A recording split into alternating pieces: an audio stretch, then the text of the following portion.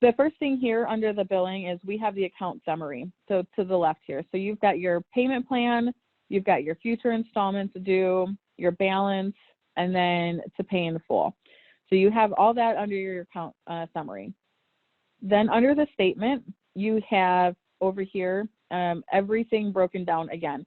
So every payment, every installment, every cancel, reinstate, or if cancel was rescinded because they made their payment before it canceled, and endorsement, renewal, everything was going to show in your statement here, and you'll be able to follow the money trail, of when the payment posted and everything like that. And it's all real time, so the payment, posts instantaneously to the policy. Future tab, this is going to break down all of your future payments. So all of that will be in here, and you'll be able to see, what the future payments are going to be, especially when they do an endorsement. To make a payment, in this section here, this is where you're going to learn how to make a payment. So if you click make a payment, you're going to enter the amount, for the payment. You can choose your payment method. So I'm going to choose e-check. You're going to enter in your information here.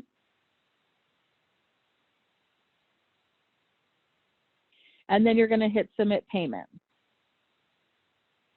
The payment will tell you that it was successfully applied. You're going to click return, and that's going to take you back to the statement. And then to get your receipt, you can go to the policy forms, and your payment receipt will be there. Now, the only thing is that right now, for some reason, which we do have a ticket open for, when you do that, if you go to the new business, it defaults to like the very beginning of the policy.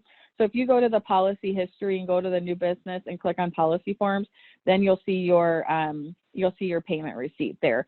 So that's where that information will be.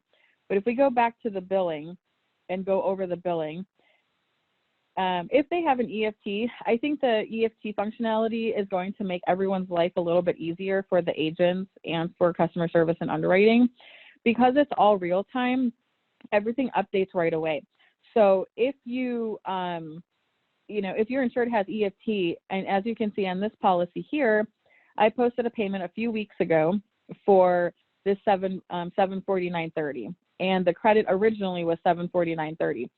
So if the insured comes in before their due date, the due date is the 12th tomorrow, and the insured calls in and says, I'm not going to have that payment available on my credit or debit card or my checking account, I'm going to, pay cash or whatever the case is, and they want to pay before that due date, you can go ahead and post the payment, and you don't have to call customer service or anything to stop it, because what's going to happen is when you post that payment, then it's going to show here as a credit, and it's going to, as you can see here, there was a credit originally of $749.30, and then now, because we posted another payment of $1498.60.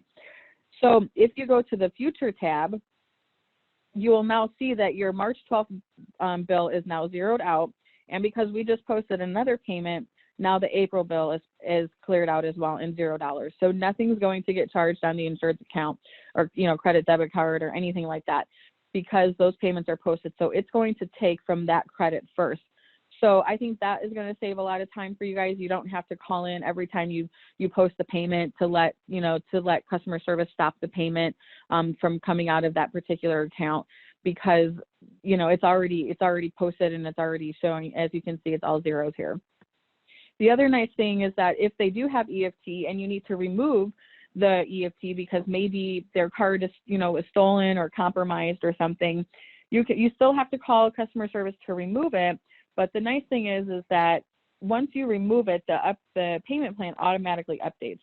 So it will automatically, readjust the future payments with the new installment fees and everything like that. So let's say they call in the day before that it's due and they need to delete the EFT. Customer service and underwriting deletes the EFT, the payment plan, everything updates. The bill is still due, obviously, on the 12th. And so if that payment is not made, it will go into notice of cancellation. And you'll be able to see, by clicking in the future tab, you'll be able to see that, your policy is going to go into notice of cancellation on the 13th, and your cancel is going to be for, March 23rd. So you'll be able to see all that. And and it'll all update right away. So hopefully that will save a lot of headaches from, getting up, calls from upset insureds because, we still drafted their accounts and everything like that. So that's the true and, benefit of being a real-time system is that it'll update automatically. Any questions on the billing? Okay, no. So in this next section, I'm going to go ahead and go over the endorsement process. So first things first, before we do the endorsement, you can do an endorsement when the policy is in force or if the policy is in notice of cancellation. If the policy is in notice of cancellation, then you can still do the endorsement, but if there is a payment that is required, even if there's a decrease or, from the endorsement or anything like that, that payment does have to be made in order for you to process that endorsement to get them current on the policy. So just keep that in mind. If the policy is in force and their bill is not yet due, then it'll only require the down payment and not the actual, not that next installment plus the down payment. So, so you'll have that. If this process policy change button is not here, that means that the policy is either canceled or you're already pending an endorsement. So in that pending endorsement mode, which you'll know because you won't have these same tabs available. So you'll just want to make sure, and I've been really stressing to the agents, that you follow through with the endorsement, whether you issue it or you decide to cancel it. Just make sure that you follow through with it, because otherwise, unfortunately, it's going to just sit there, and then if there's a claim, it's not going to, may not be covered. So you just want to make sure that you completely follow through with it by either canceling or issuing. So to process the actual endorsement, you're going to hit process policy change, and you can choose your effective date here.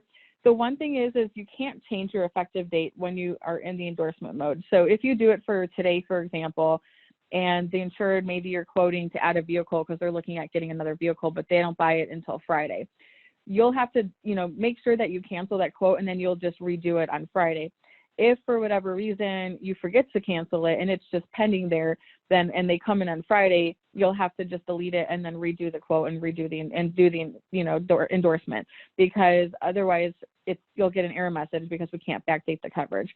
So you just want to make sure, again, that you just kind of follow through with the endorsement. Transaction type is the endorsement.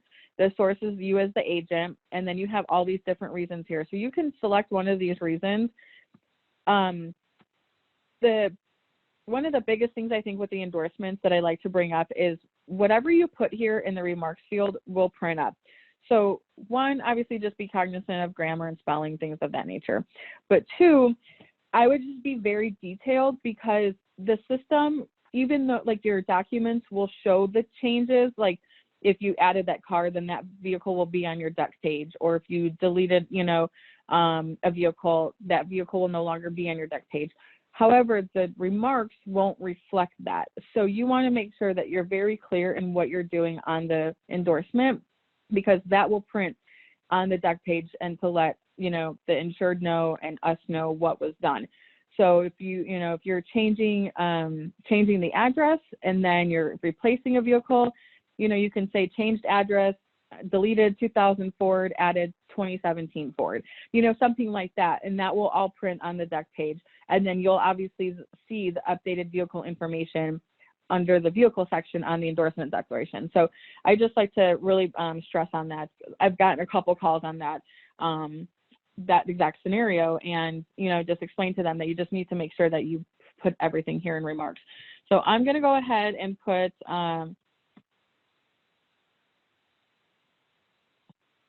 edit Tom Nixon as a rated driver, and then you're going to go ahead and hit submit. When you hit submit, this processes the transaction to get you into the endorsement mode. This does not actually, just by typing that does not do the endorsement for you. So you want to make sure that in this case, since we're adding a driver, we're going to go to the driver tab.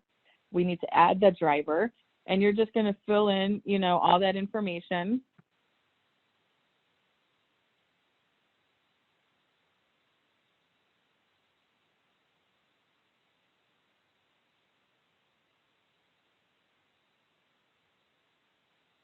The relation, you're going to fill out this information over here to the to the right. If they have any accidents, violations, you can do that, or if you need to add them with a filing, you can do that as well. And then go ahead and hit Save Driver. So now you can see your drivers added. If you have any other changes, you can obviously go ahead and do that if you were going to add a vehicle or something like that. But once you're complete, you can just either hit Rate or View Quote, and that will take you to the View Quote page and show you what the additional premium or decrease in premium. So in this case, our premium increased by $367, and our new full-term premium is now $851. So the one thing that unfortunately we don't have right now is the future billing prior to issuing the endorsement. Once you issue the endorsement, that information is available, but prior to issuing, unfortunately, we do not have. We are in the works of that. A ticket has been open for that, and our vendor and IT department are working on that. Hopefully it'll be available in the very near future, in the next maybe month or so. But right now, unfortunately, we don't have that breakdown. A couple things that you can do is either one, you can call customer service and underwriting, and they'll be more than happy to let you know. They'll be able to see that pending endorsement, and they can check the billing preview for you and let you know what the future payments are going to be. The other way, which I know is not ideal, but you can do the math. So by doing that, you know that the increases change in premium is $367. When you hit submit, it's going to tell you no changes to the quote will be allowed, and that's because it's going to actually take you to the down payment screen. And it's going to tell you if a down payment or not is required. Even if one is not required, it will still take you to this down payment tab, and it will tell you no down payment is required. You can continue. So, so in this case, it's saying payment is required for this endorsement. So you can take that 367, subtract the 7340, take that balance, and then just divide it against however many payments are left on the policy. I know it's not ideal, but hopefully that future billing will be up and running here very shortly. So in this case, though, let's say the insured says, you know, I have to add them, they're driving my vehicle, it doesn't really matter. You're going to post, you know, go ahead and post the payment. So we're going to go ahead and take the payment. And you're going to hit submit payment to post the payment to the policy. And it's going to tell you the payment was successfully applied. And then to issue the endorsement, you're going to hit confirmation or finalize. That will actually issue the endorsement, and you'll have all of your documents available. So here's all of your documents. It's going to give you the new deck page, you know, everything like that. If it was an ID card because you added a vehicle, that will all be there for you. So everything there is broken down, and your endorsement is issued. So now at this point, you can click on the policy number here, and you can go back to the billing tab and tell the insured, okay, now your payments are going to be $146.29. And so you can tell them that, you know, after you do the endorsement. If you go to the future tab again, it'll break down the future payments. You can click on the, you know, checkbox there and have, you know, it'll tell you $146.29. If the current bill already generated, you know, obviously then it would only be, you know, 4 installments left on the policy. So it'll break it down for you once you do the actual endorsement and issue it. Unfortunately, like I said, it's not there beforehand, but it will be coming very soon. Any questions on the endorsement piece of it? No? Okay. So moving forward here in this next section, I'm just going to go through the last few things here of these last tabs. So the first thing is the resources.